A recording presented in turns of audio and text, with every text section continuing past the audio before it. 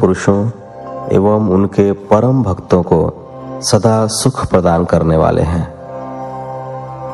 भक्त वत्सल भगवान शिव इन अवतारों द्वारा अपनी भक्ति में लीन रहने वालों को अपनी सच्ची भक्ति और मुक्ति प्रदान करते हैं। देवादिदेव महादेव जी द्वारा धारण किए गए ये 10 अवतार तंत्र शास्त्र से संबंधित हैं। ये 10 अवतार अद्भुत हैं एवं इनकी महिमा दिव्य है। भगवान शिव की ये 10 शक्तियां शत्रु को मारने के कार्य में प्रयुक्त होती हैं।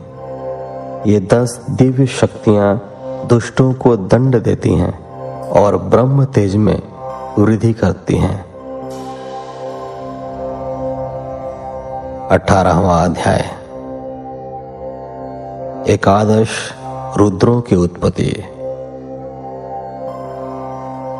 नंदीश्वर बोले, हे मुने, अभी मैंने आपको कल्याणकारी भगवान शिव के दशावतारों के बारे में बताया। अब मैं उन्हीं शिव जी के 11 अवतारों के बारे में बताता हूं। इन्हें सुनने से असत्य के दोषों से उत्पन्न होने वाली बाधा दूर हो जाती है। पूर्व समय में एक बार देवराज इंद्र अपनी नगरी अमरावती को छोड़कर चले गए। यह देखकर उनके पिता कश्यप ऋषि को बहुत दुख पहुंचा। मुनि कश्यप भगवान शिव के परम भक्त थे। उन्होंने इंद्र को बहुत समझाया और स्वयं काशी नगरी आ गए। वहां उन्होंने परम पावन गंगा जी में स्नान के पश्चात विश्वेश्वर लिंग के दर्शन किए और उसी के पास एक अन्य शिवलिंग की स्थापना की। उस लिंग की स्थापना कश्यप मुनि ने देवताओं के हितों के लिए की थी। फिर वे उस शिवलिंग के नित्य विधि पूर्वक पूजा अर्चना करने लगे और तपस्या में लीन रहने लगे। इस प्रकार दिन बीतते गए। एक दिन प्रसन्न होकर भगवान शिव प्रकट हुए और बोले, हे मुनि कश्यप, मैं आपकी आराधना से प्रसन्न हूं। मांगो, क्या मांगना चाहते हो? मैं तुम्हारी इच्छा अवश्य पूरी करूंगा। तब भगवान शिव के वचन सुनकर कश्यप मुनि बहुत प्रसन्न हुए और महादेव जी की स्तुति करने लगे। फिर बोले, हे भगवान, मैं अपने पुत्र के दुख से बहुत दुखी हूं। आप मेरे पुत्र का दुख दूर कीजिए। आप मेरे घर में मेरे पुत्र के रूप में उत्पन्न होकर मुझे सुख प्रदान कीजिए। कश्यप मुनि के वर को सुनकर शिव जी ने तथास्तु कहा और वहां से अंतर्धान हो गए। तब कश्यप मुनि भी प्रसन्नता पूर्वक अपने घर वापिस आ गए। उन्होंने सब देवताओं को अपने वरदान के बारे में बताया, जिसे जानकर सब देवता बहुत प्रसन्न हुए। भगवान शिव अपने द्वारा दिए गए वरदान के फलस्वरूप कश्यप मुनि के यहाँ उनके पुत्र के रूप में जन्मे। कश्यप मुनि ने प्यार से उनका नाम सुरभि रखा। सुरभि के जन्म पर बड़ा उत्सव हुआ। सभी देवताओं ने प्रसन्न होकर फूल बरसाए, अप्सराएं नृत्य करने लगीं और चारों दिशाओं में मंगल ध्वनि गूंजने लगी। देवताओं ने कश्यप मुनि को बहुत बहुत बधाई दी। तत्पश्चात सुरभि के बड़े होने पर उनसे कपाली, पिंगल, भीम, विरूपाक्ष, विलोहित, शास्ता, अजपाद, आपिरबुद्ध, शंभु, चंड तथा भव नामक 11 रुद्रों ने जन्म लिया। इन 11 रुद्रों ने देवताओं की रक्षा करने तथा उनका हित करने हेतु अनेकों असुरों का वध किया। फिर उन्होंने दैत्यों द्वारा अधिकृत किया स्वर्ग का राज्य वापस ले लिया और उस पर फिर से देवराज इंद्र का राज्य हो गया। ये 11 रुद्र आज भी देवताओं की रक्षा करने के लिए स्वर्ग में विराजमान रहते हैं।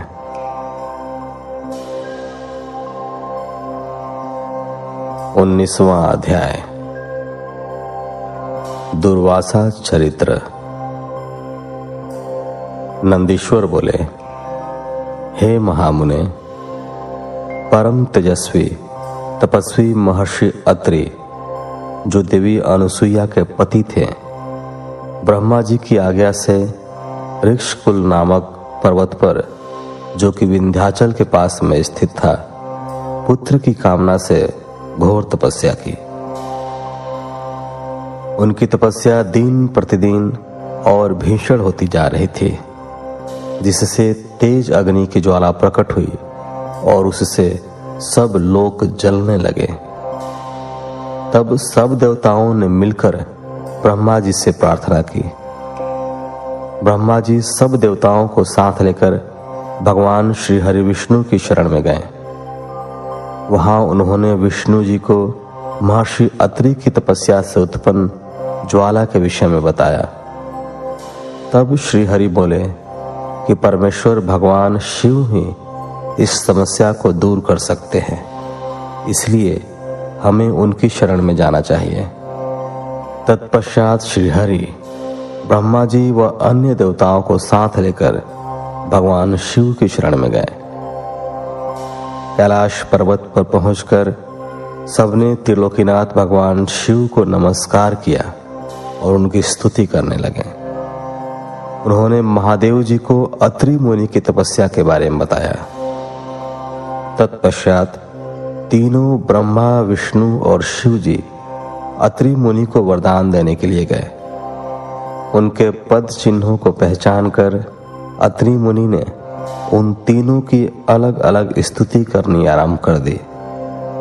अत्रि बोले, हे ब्रह्मा, विष्णु, शिव, आप सभी इस संसार में सबके लिए आदरणीय और पूजनीय हैं।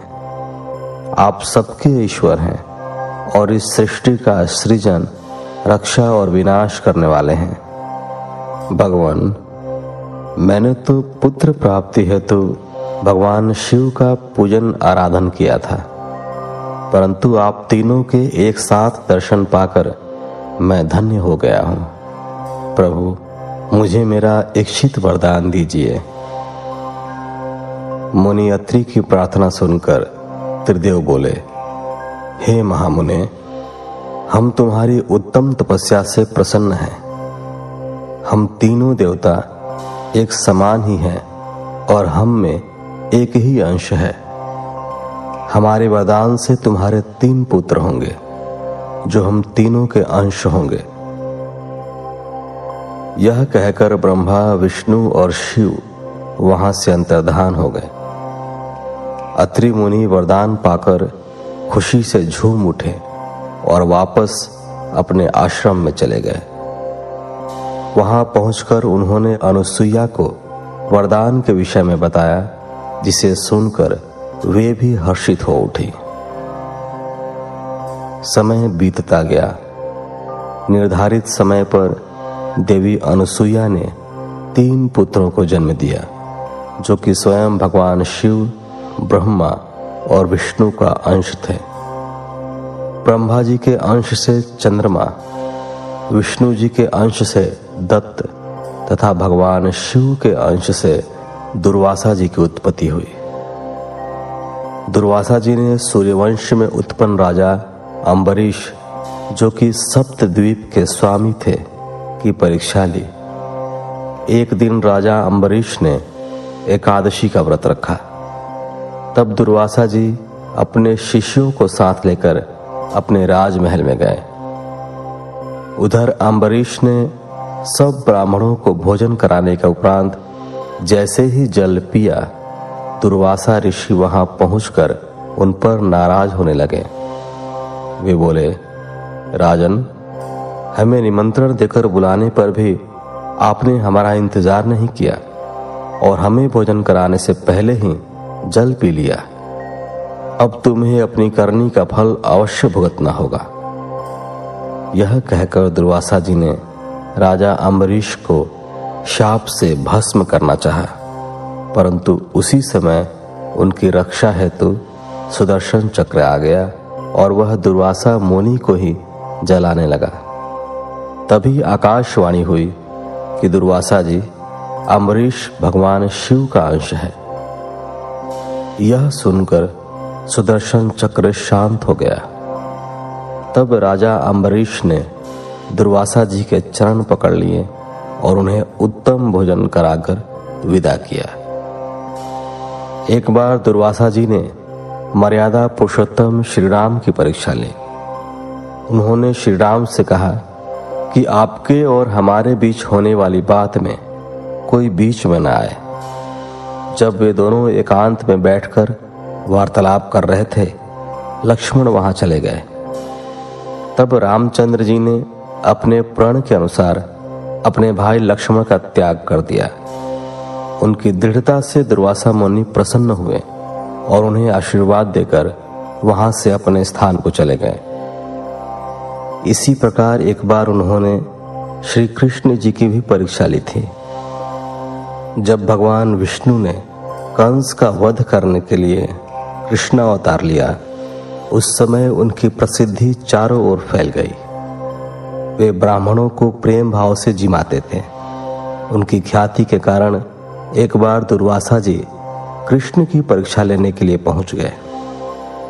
उनकी सेवा से प्रसन्न होकर उन्होंने कृष्ण को वज्र के समान शरीर होने का वरदान प्रदान किया। एक बार द्रौपदी ने दुर्वासा जी को स्नान करते देखकर उन्हें वस्त्र दान किया था। तब उसके फलस्वरूप दुर्वासा जी ने उन्हें वरदान दिया था कि जब तुम पर विपत्ति आएगी तो यह वस्त्र बढ़कर तुम्हारी रक्षा करेगा। और दुर्योधन द्वारा किए गए चीरहरण के समय उसी वरदान ने उनकी रक्षा की थी। इस प्रकार मुनि दुर्वासा ने अनेक वरदानों से प्राणियों की रक्षा की। बीसवां अध्याय, हनुमान अवतार।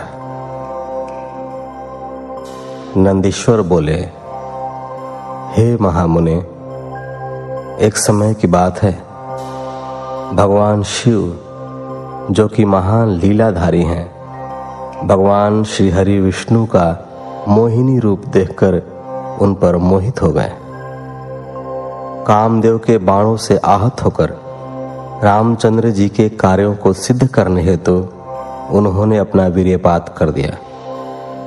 तब उस वीर्य को पत्ते पर रखकर सप्त ऋषियों ने देवी अंजनी के कान में पहुंचा दिया। समय आने पर देवी अंजनी गर्भवती हुई और उन्होंने महाबली और पराक्रम युक्त वानर रूपी शरीर वाले हनुमान को जन्म दिया। बाल्यकाल में हनुमान बड़े ही वीर व पराक्रमी थे। वे बहुत चंचल भी थे।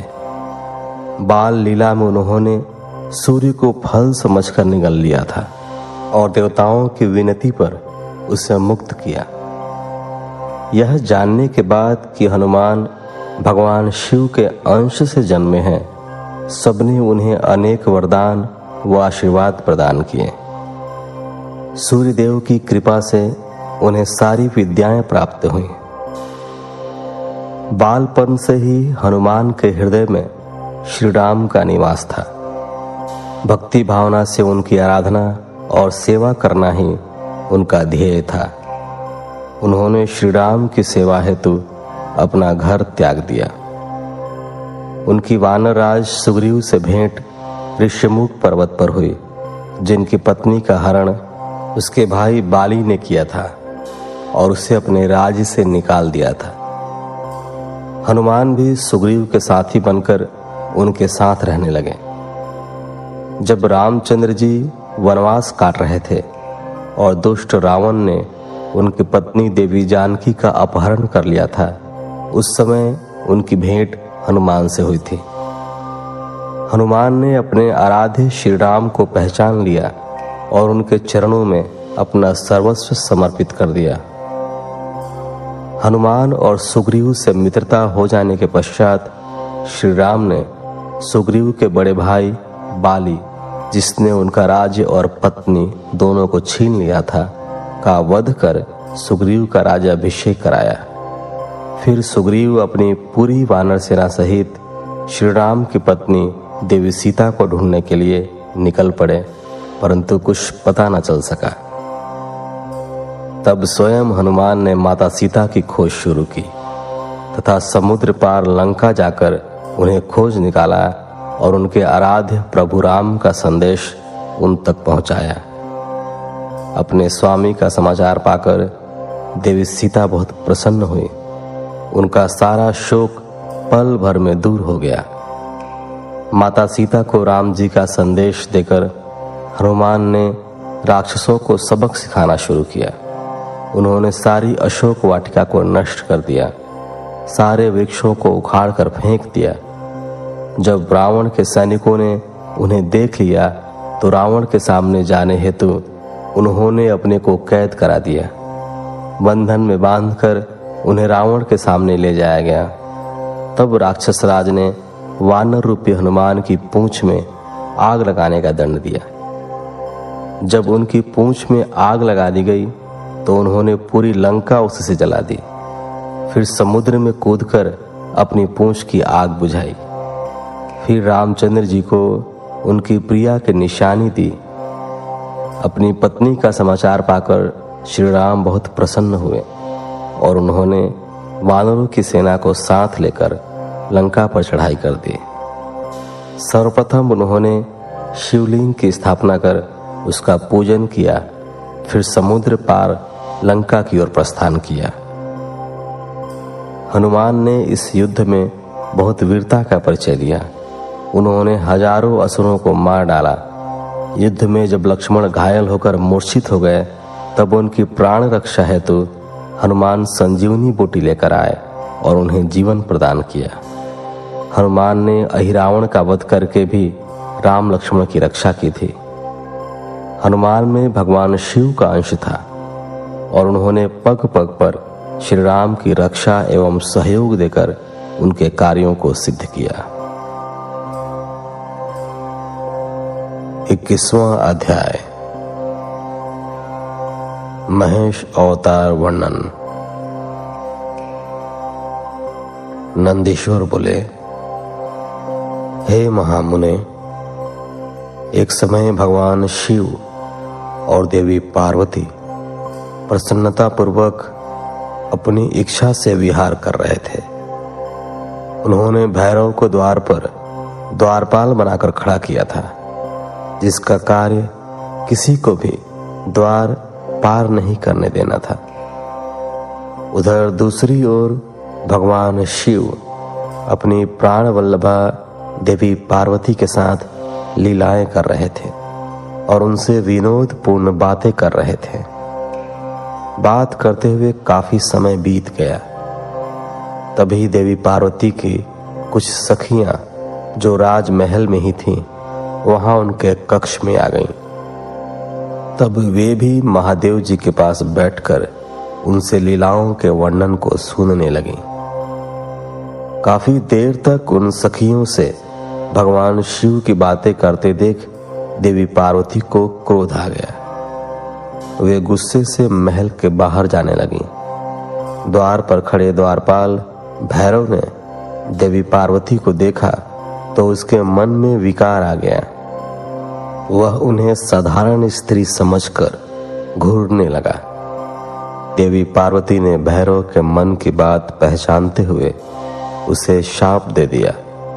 भैरव, तू पृथ्वी पर जाकर एक साधारण मनुष्य की भांति जीवन जिएगा और अपनी करनी का फल भोगेगा।